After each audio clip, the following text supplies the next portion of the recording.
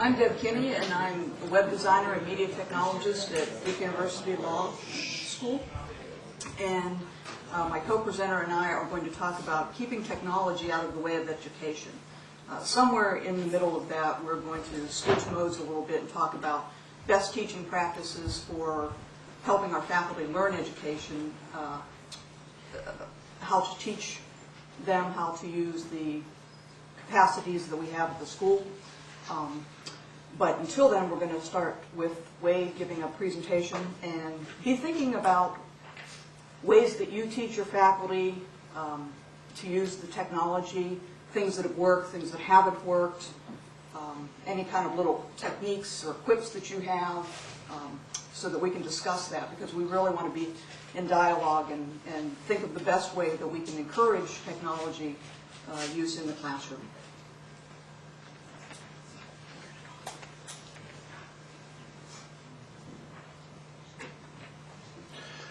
Hello, I'm Wade Mitchell. I'm the Multimedia and Educational Specialist for the IU School of Law at Indianapolis. And keeping technology out of the way of education. And there are two ways to do that, really. There's removing it from the classroom, which is not really a viable option, and there's turning it from an impediment into a resource. And I want everyone to bear in mind that what we're about to talk about, pretty much in every aspect of what we're going to talk about, is what works for us. And it's what works for me, and it's going to be a little bit different than what works for Deb, and it's going to be different than what works for you. And we're going to talk about what we found that works, and if at any time you have something that has worked, or if you've tried it and it's failed miserably, you know, those are often the best lessons to learn. So if you have something that you want to contribute, feel free, because we're all a little bit different in how we do it and what we have to deal with. So for now, this is what has worked for us.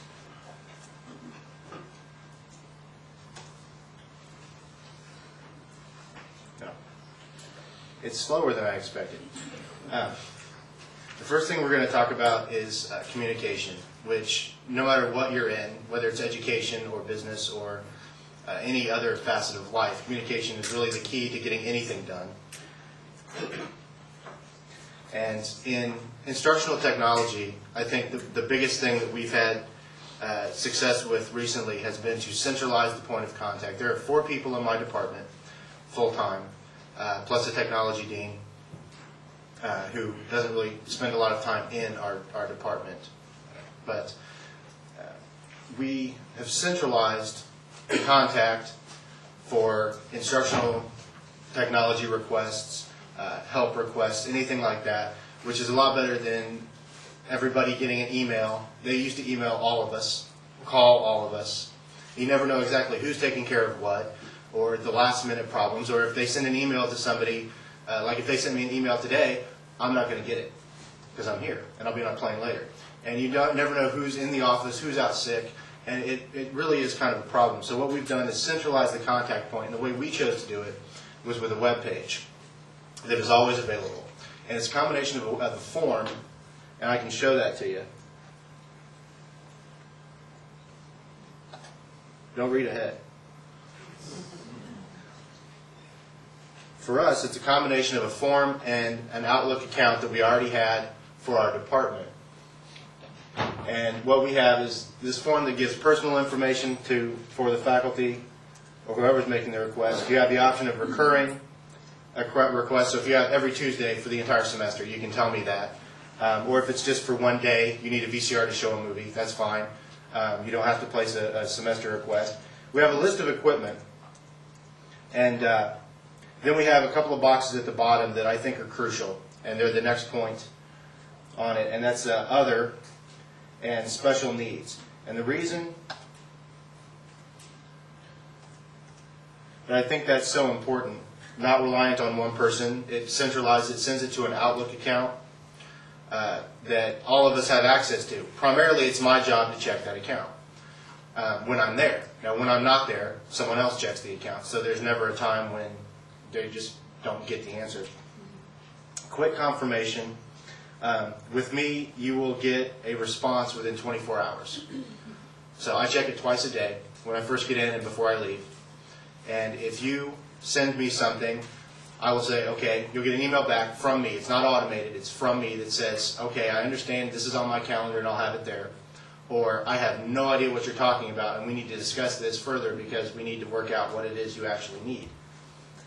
And this is the important part. That's what the last two boxes are for. You need to have the ability to communicate without really knowing what it is that they need. The faculty's job is to teach law. That's what their expertise is in. My expertise is in knowing what it is they need to do if they want to show a PowerPoint, what equipment they need to have, what kind of PC and connections, an LCD projector.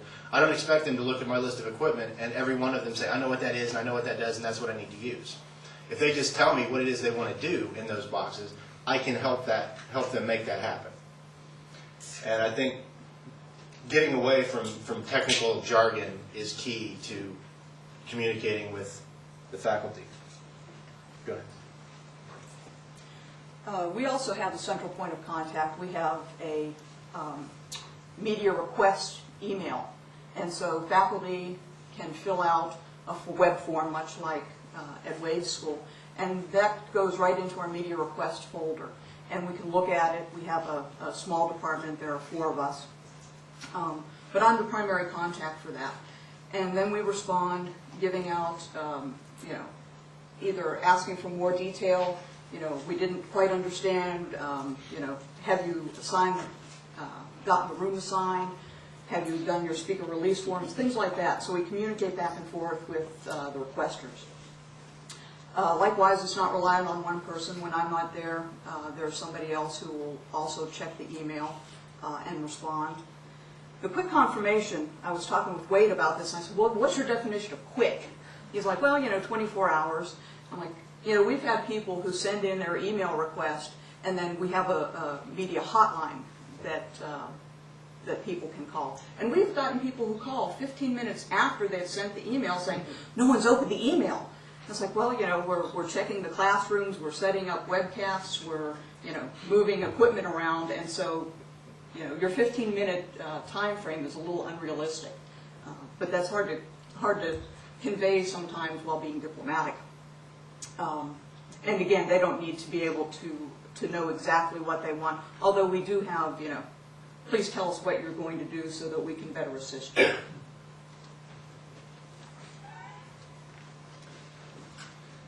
Yes, I will tell you the nice thing about everyone getting used to kind of a 24-hour, I'll get back to you by the next day, I promise response has helped to eliminate some of the, not all, because they'll never go away, but some of the emails that you get that say, I need an LCD projector in my classroom and my class starts in 10 minutes. And getting people used to the idea that if you make a regular request, it takes 24 hours to get an acknowledgement, kind of slows down the pace and people think ahead a little bit.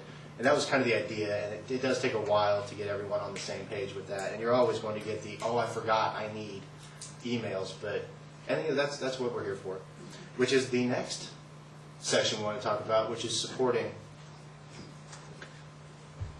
everyone. And this might be because that's kind of what I do for a living, but if it's at all possible, have an instructional technology specialist, someone whose job it is to take care of the classrooms, take care of the mobile pool, take care of helping faculty with any classroom issues or training issues they may have, and taking care of, if you have a staff, a part-time staff, taking care of them, making sure everything goes through one person. If you don't have the capacity or the need necessarily for one person whose whole job is that, then make sure that it all falls under one person. Just have someone who's not completely overworked and grab them and say, okay, everything flows through you so that if you have 3 or 4 people, it doesn't seem like that many people, but with 3 or 4 people are taking care of maintenance issues, delivery issues, scheduling staff members, that's just too many people to deal with. You never know exactly what's going on. So have one person who is primarily responsible for what goes on with the instructional technology. And as I said, that might just be because it's a job pitch, but I think we're important. The second thing I wanted to say is, especially if you are a law school that is attached to a university and you're not hiring work-study people, you are missing out. Because A, you can get computer science or new media students from campus who may be there for 3 or 4 years. They don't have the hectic schedule that law students have because, face it, when it comes time for finals and you're getting ready to support finals, they're getting ready to take them. And they're just not as interested as you wish they were. And that's understandable. They didn't come to school to learn about the technology. They came to learn the law. So you can get maybe some students from there. And the third, and by far most important, they are cheap. We pay our work-study people 30% of their salary. So we can offer them outrageously high salaries compared to everybody else and still get away with paying them virtually nothing, which makes life a lot easier on our budget. And I don't know what I would do without Corey. This last semester or two, he's just been fantastic. He's a work-study student that we have. And the work-study students can help you build confidence, because I'm one person. And even with a relatively small school, I can't be at the beginning of every class every time. I just can't do it. So we hire people in. It gives me more flexibility. We can go to these classes. Now, of course, I have a few professors who really don't need my help. Unless a projector bulb blows in the middle of class, there's not a lot I can do for them. And I have some that will never use the technology. They want a blackboard in a class, end of story. They're not even happy necessarily with a whiteboard. But I have a lot of faculty who are kind of on the line. You know, they like PowerPoint. They've seen other faculty use it. They want to use it. They've never really used it before. And their big fear is they'll get there, it won't work, and now they've got to spend class time standing in front of all their students trying to explain in a subtle way that they have no idea what's going on, which is a situation no one likes to be in, especially a faculty member standing in front of their class.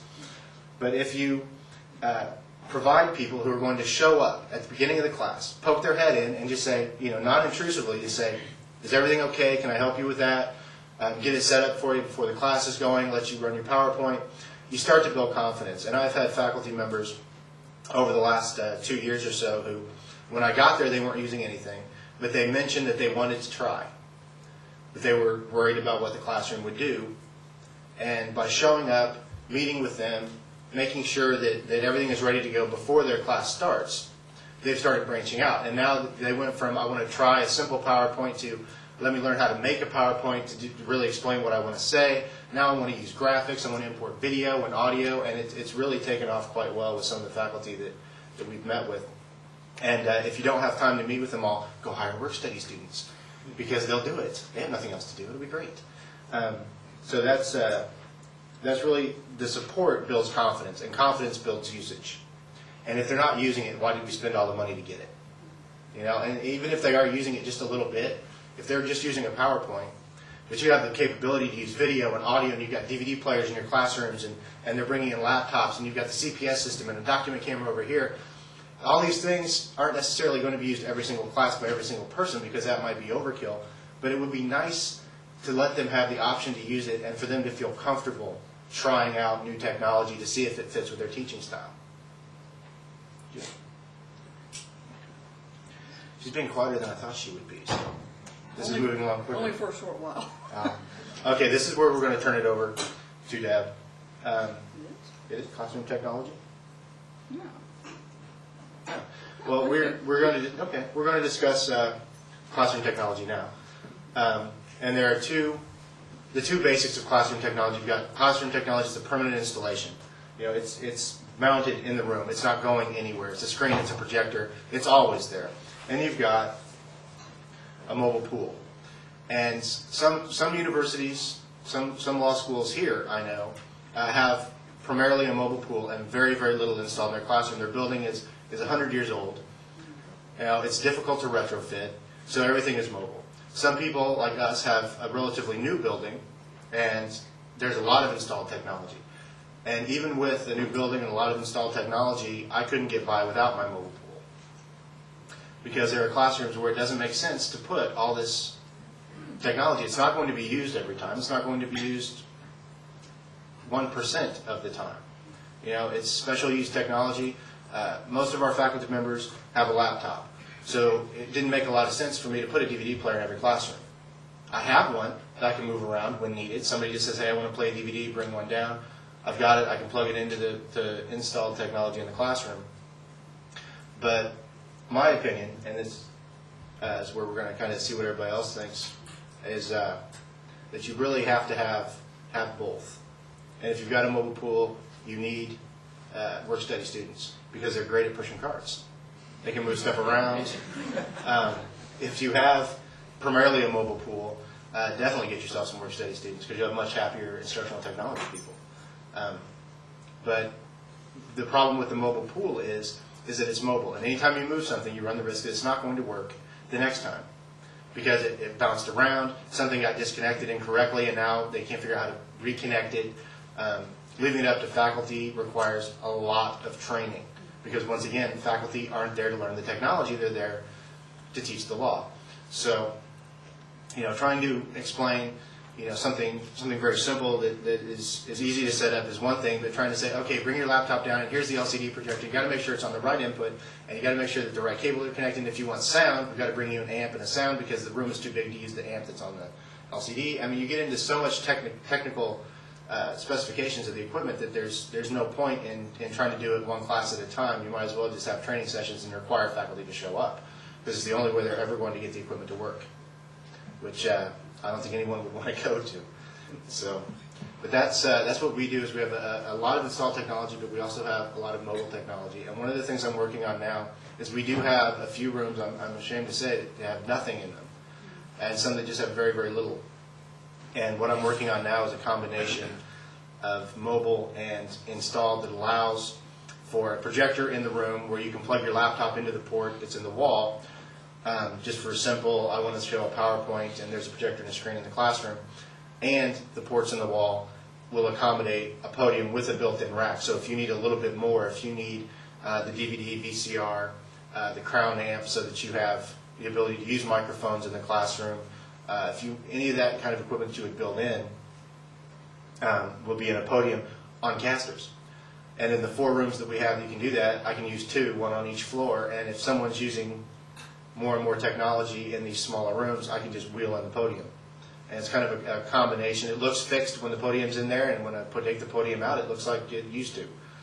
So if you really do have faculty that want to keep technology out of the way of education, you can wheel all that stuff out of there in just a couple of minutes. It's easy to disconnect it. It pulls out of the room, and you're ready to go. So that's what we have been doing. That's what we've been working on. And Deb has something she wants to say. And if any of you would like to say anything, please let us know what's worked for you, what hasn't worked for you, and we'll go from there.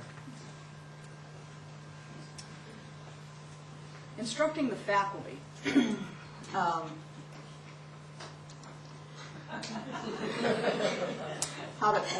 Okay, we'll skip that part. We have basically 4 types of professors at Duke. We have the traditional lecture kind that really don't use any technology. You meet them ahead of class, you ask if there's anything they need. They want a chair, they want a podium, and that's it. And it really cuts across generation. We have some new faculty that do that, new and young. We have experienced faculty who have always lectured that way, and they choose to continue lecturing that way. That's fine. Then we have people who use the minimum amount of technology that they could. I later will show you some slides of some classrooms that we have. But one of our main lecture halls is very large, probably, well, at least this wide and at least twice as deep. And for those classes, usually they're first-year classes. If you're teaching in there, you really do need to use a wireless mic.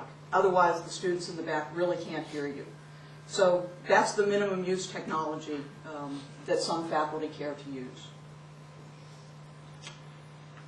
Then we have the faculty members who use technology, but they don't want you to help them use it. They don't want you to go in there and show them the technology. They want to just sort of go in there and play around, see what they can do. We have 2 rooms that have smart boards. And for those of you who have smart technology, you know that there's a little bit of instruction needed. You have to use the pen that there's there. You have to put it back in the right place. If you have it somewhere, you pick up the eraser, you're still going to write blue all over. But some faculty members, they don't want us to come in there and help them out.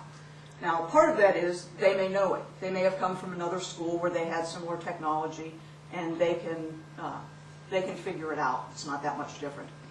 Others don't want instruction because they're sure that anytime they try to use something, it's going to break. So why learn to do it anyway? It either won't work like they think it'll work, or or the bulb burns out, and so they fly by the seat of their pants. And for the most part, they do well, but sometimes, we get little complaints. It didn't work. Well, it would have had you used this, push this one button. See, I went ahead of myself. The shirt won't work.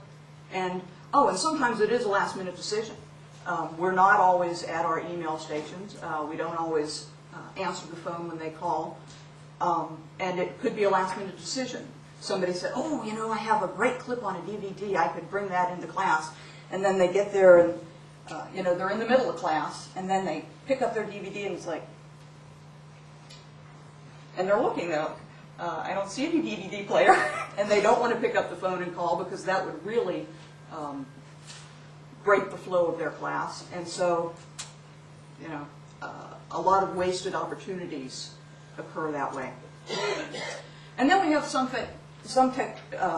faculty members who think the more technology, the better.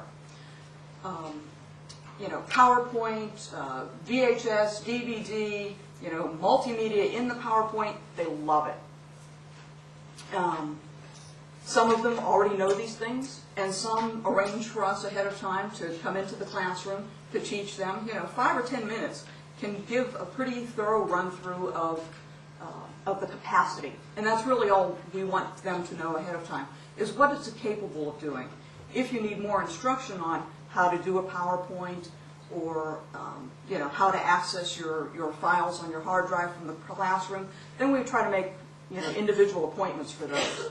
But generally, we want faculty to know what the capacity of the room is so that they can think of ways that they can use the technology to further the educational experience. Solutions. Something that I think we're going to try this coming semester is to meet with all of our new faculty. If we take a proactive approach, we already know what room they're going to be teaching in. Not all of our rooms have the same setup. Most of them have a similar capacity, but the interface might be different on the Crestrons. So if we meet them ahead of time, we tell them, we have this week available, or give them a selection of times. We'd be happy to meet you in the room to talk about the capacity that the room has for instruction. I think that's a good approach. Not all faculty will respond, but at least we're taking the first step instead of waiting for the call in the middle of the room, say, it's not working. The tape is flying everywhere. The sound, the speakers are squelching. So if we take a proactive approach, we'll cut down on some of that. Also ensure the equipment is working. It may seem like a very minor thing, but it takes a lot of time. Somebody has to go through, boot up all of the systems, run through. We have a complete little kit that we carry. Play the DVDs, the VHS, make sure the projectors are working properly, check the lamp data to make sure that we have some bulb power going. And really that takes care of the, whoops, it didn't work, in probably 80% of the time. And having instructions in the room. Now, we all know that people don't read in general. I used to think it was students who didn't read. But I think in general, most people go through life and they circumnavigate their way and don't necessarily read instructions.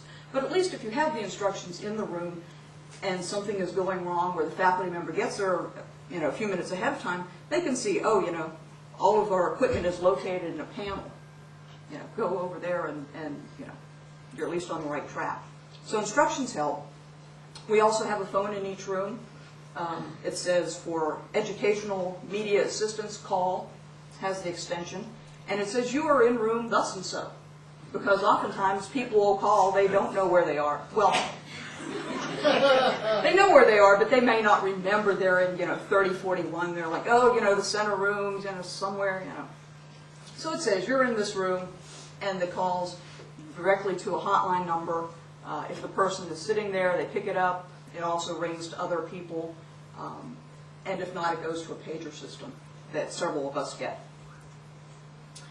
And also, being available for last-minute questions, because it'll happen. The faculty member will start you know, a spur of the moment idea comes up, oh, you know, I could show this in class, but they're not sure what to do. So being present, being available, you know, walking around before classes so that faculty can see you and ask you questions if need be, it's always helpful.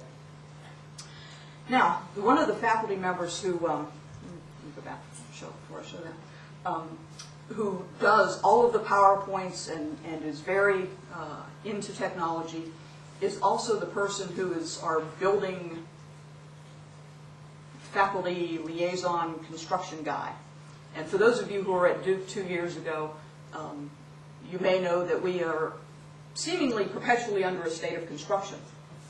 And so I asked him if he had any photos of our classrooms. Well, this happens to be a photo of our old moot courtroom. Now, if you notice, the photo is really less than stellar. Which either could be that his technology, you know, he had an old camera, or that he was trying to show, oh, this room is so bad. See how bad the room is? But now you have a nice crisp photo of our new moot courtroom. And as you can see, this doesn't really show a lot of our technology capacity, except you can see that we have a podium there, and the little shiny spot is a press run panel. We have since done away with that, which I understand Wade's group is going to something with a built-in podium.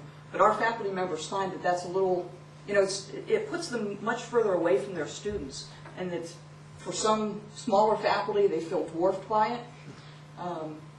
So we no longer have that. We have a separate press run that sits on the table.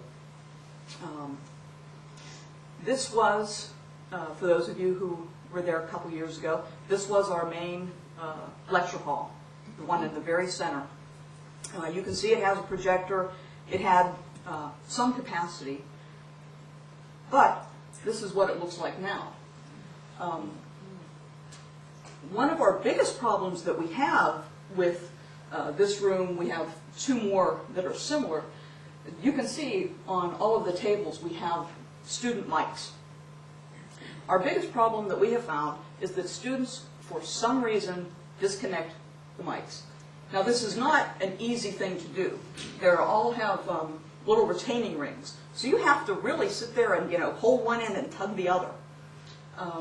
And we didn't realize that had happened until we had a lecture series come in, and during the Q&A, when we were trying to get, you know, we turned the student mics on, and we were trying to hear the questions, half of them weren't connected. So, you know, you go through, you connect them all again. The next time, you're still not hearing the questions. And so we tape them. So it has mitigated the disconnecting somewhat, but students are, for some reason, very intent on disconnecting those. Now, whether they think the faculty member is going to turn them on inadvertently or unknowingly and hear them chatter about, you know, what they did last night, we're not sure. But that seems to be our major problem in the room. Isn't the built-in technology? It's the students disconnecting the mics. This is another one of our rooms that I think had been done during CALI last time. Just two more. This is one of our rooms. We call it the basketball room. Being at Duke, you have to have one of those. And the big blue shiny thing is our smart board. And this is obviously for smaller seminars. You know, for those of you who are not familiar with smartboard technology, you can, you know, pull up word processing or any type of text editor. You can make notes. You can pull up cases. You go to the web, and then you can annotate, and then you can save it all and then pass it out to your students. So it's a very handy, handy device. Can be a little finicky, but is very well received. Okay. I think that's all we have for right now. What type of methods do you all use to engage your faculty and urge them to use the technology? Or what technology do you have that faculty like? Well, I noticed here in making the pictures that you don't have computers in the classroom. That's true. All of our students are required to bring laptops as Not social. for the faculty. Oh, actually, seamless. Let's see. Okay, there you can see it. It's actually, well, it's hard to see, but through the Crestron, faculty can access the PCs. They're all hidden. Some are in a cabinet, sometimes they're underneath, but they all have PCs for faculty to use. We actually don't have PCs in any of our classrooms, but every podium, every classroom has the ability to connect a laptop. And for the very few of our faculty that don't have a laptop that they'd rather bring anyway, we do provide laptops out of our mobile pool. So every classroom technically can have a computer in it. It's just we didn't buy them because we were already buying them for the faculty to bring with. In your classrooms that do have PCs, do you have a separate monitor than for the computer and like one for the restaurant? Or? In some of the rooms we do. Not all of the rooms have the same technology. Some have a glass plate and you can see the monitor underneath. For our newer classrooms, like these, you access it through the Crestron. And you can, of course, enlarge it so that you get a fairly decent size. Yeah, that's what we're doing. Yeah. Can I follow up on that? We, on the software law in Boston, and there was a Crestron controllers. Next year, they're actually going to be the only monitor they get, and they'll launch all their applications. There'll be a button for PowerPoint, and it'll just launch PowerPoint through the new, buying a series of UPS Crestron. Yeah, that's what we have right now. And, I'd say just be careful. We can talk after the session, but the more they start to integrate a PC into the restaurant processors, the more finicky the touch panel interface becomes.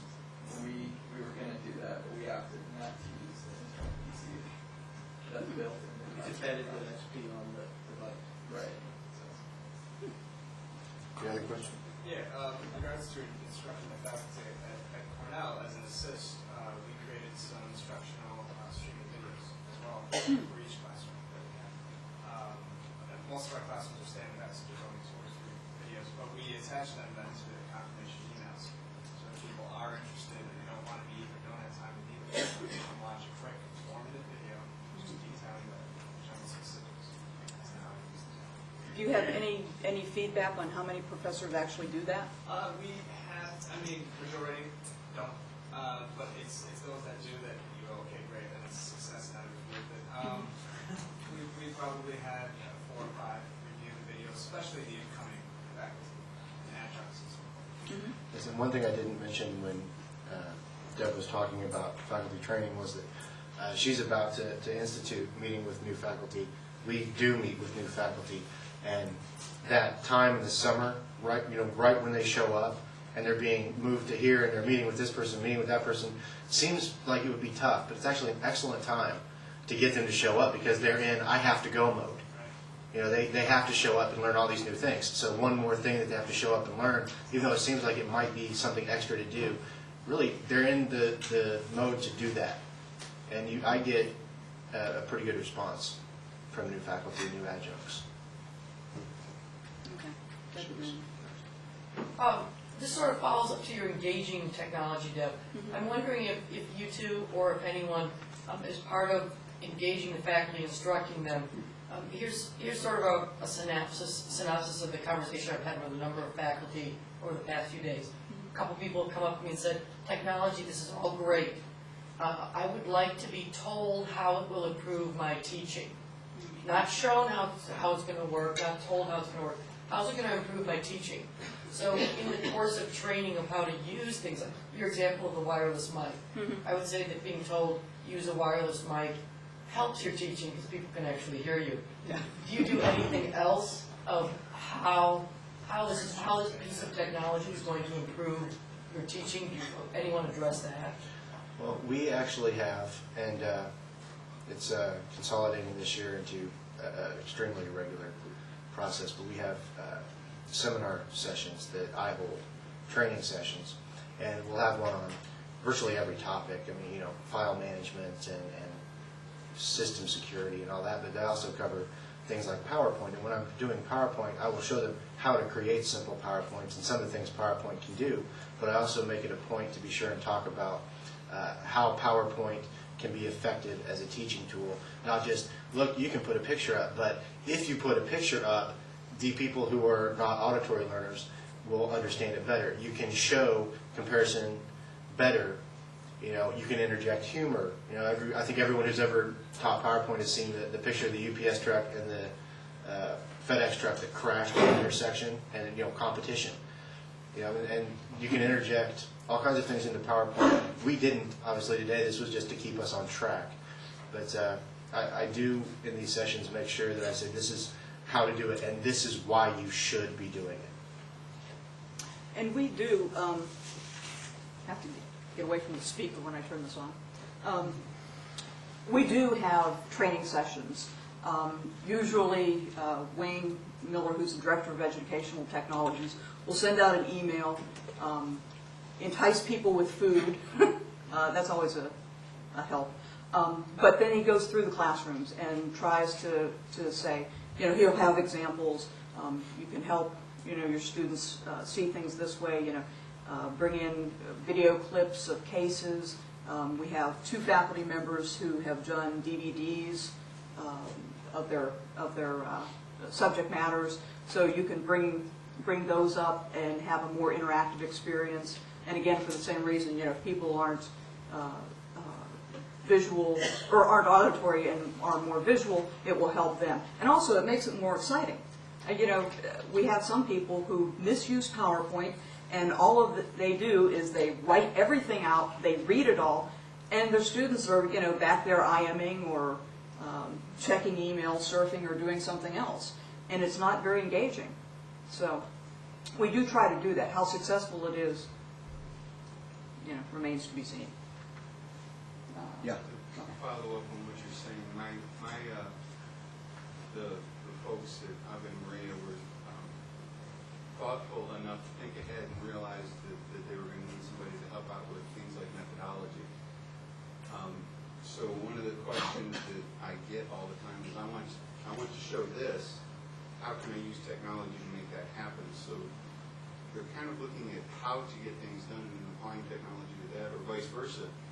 One of our IT guys came up with a great forum software and formatted it all out, and it's wonderful.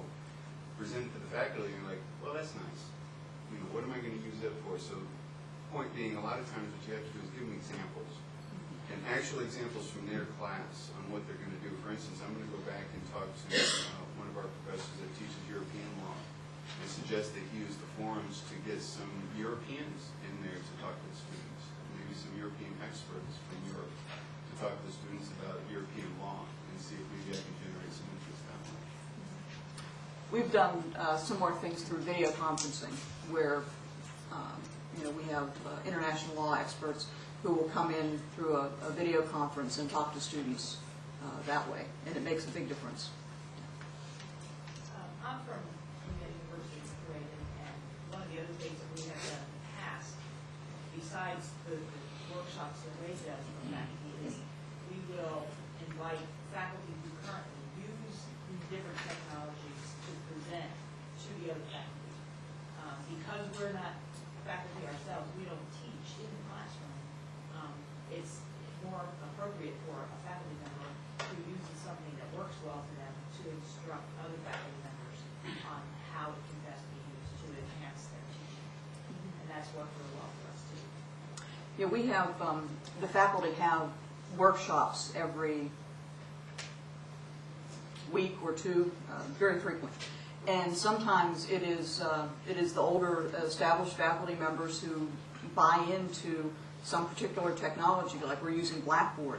And there's one faculty member who you never would have suspected would have bought into that, but he loves it, he talks about it all the time, and really is an advocate to the other faculty for that, and it's helped a lot. So yeah, it's great. It's great when they can get that buy-in. How do you let faculty know when some of the technology in the classroom is changing? Because I teach in a situation where I have 2 computers sitting on the floor. One is for the faculty faculty network, one is for the student network. It all runs through a document camera, so you have to have the right buttons pushed on the document camera for the projector to work. And if you hook up a laptop, you have to have different things. And I actually wrote the instructions because, and it didn't help me when I ran into a problem because there were 4 pages of instructions. One day we came in, we had wireless mouse that worked on both the faculty and the staff computer, but then one day a cabled mouse showed up, and so you started using it, and then you found out it only worked on the student computer, and then a document camera didn't work. I mean, you couldn't bring it up to actually use it. It was broken for months. And then a new one sort of showed up, and it was like you never knew when you went in the classroom what you could use. And it got to be pretty frustrating. I mean, how do you let people know when you put in new equipment, or you change the equipment? What's going on? Well, to be honest, I would quit. I'm sorry, Terry, but if that were the case. And I hope you were paying attention to get an instructional technologist and pay them, unless that is you, in which case get a bigger budget. But no, I've advocated an instructional technologist. But it is really frustrating. And I'm a librarian, so technologies are bread and butter when we're teaching in the classroom.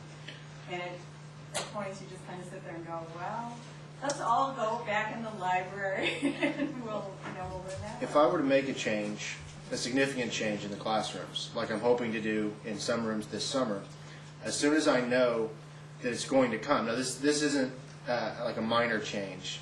And unfortunately, I'm not sure of any way that you can keep everybody up on changes like we changed a mouse, but now it only works over here.